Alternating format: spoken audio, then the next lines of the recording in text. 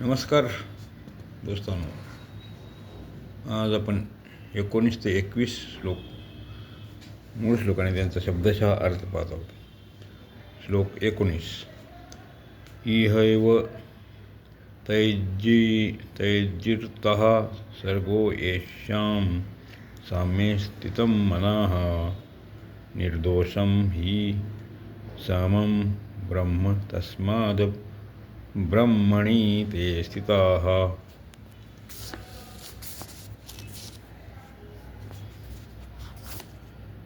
येषां ज्यांचे मनः अंतःकरण साम्ये समतेत स्थित आहेत त्यांनी इह एव या जिवंत अवस्थेतच सर्ग हा संपूर्ण संसाराला जिंकले आहे, अर्थात ते जीवनमुक्त झाले आहेत.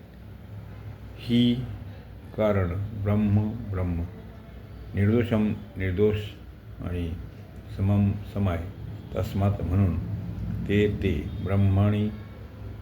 ब्रह्मात स्थित आहेत. ज्यांचे अंतःकरण समतेत स्थित आहे त्यांनी या जिवंत अवस्थेत संपूर्ण संसाराला जिंकले आहे, अर्थात ते जीवनमुक्त झाले आहेत. कारण ब्रह्म निर्दोष आणि सम आहे म्हणून ते ब्रह्मात स्थित आहेत. श्लोक 20. न प्रहस्येत् प्रियं प्राप्यं नो द्विजेप्राप्य चाप्रियं स्थिरबुद्धि रसंहृतो ब्रह्मविद् ब्रह्मणि स्थिताः. प्रियम जो मनुष्य प्रिय वस्तू प्राप्त झाल्यास न प्रहस्येत हर्षित होत नाही, आणि अप्रिय वस्तू प्राप्त झाल्यास न उद्विग्न होत नाही. स्थिरबुद्धीचा असंमूढ मूढतारहित ज्ञानी ब्रह्मवित तसेच ब्रह्माला जाणारा मनुष्य ब्रह्मात स्थित असतो. जो मनुष्य प्रिय वस्तू प्राप्त झाल्यास हर्षित होत नाही, अप्रिय वस्तू प्राप्त झाल्यास उद्विग्न होत नाही, तो स्थिर बुद्धीचा मूढतारहित ज्ञानी तसेच ब्रह्माला जाणारा ब्रह्मात स्थित असतो.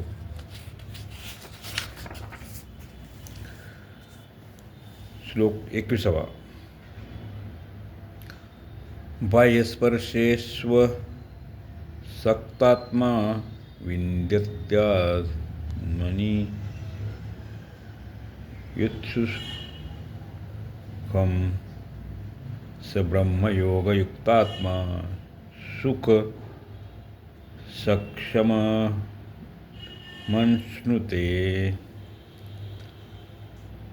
बाह्य स्पर्शेषु बाह्य विषयात संपूर्ण प्राकृत विषयाच्या संबंधात असक्तात्मा आसक्तीरहित अंतःकरणाचा साधक आत्मनी स्वतःच्या अंतःकरणात यत जे सुखम सात्विक सुख आहे त्याला विद्यंती प्राप्त होतो. नंतर सहा तो ब्रह्मयोग युक्तात्मा ब्रह्मात अभिन्न भावाने स्थिर झालेला मनुष्य अक्षय सुखाचा अश्रुते अनुभव करतो. बाह्य विषयात संपूर्ण प्राकृत वस्तूंच्या संबंधात आसक्तीरहित अंतःकरणाचा साधक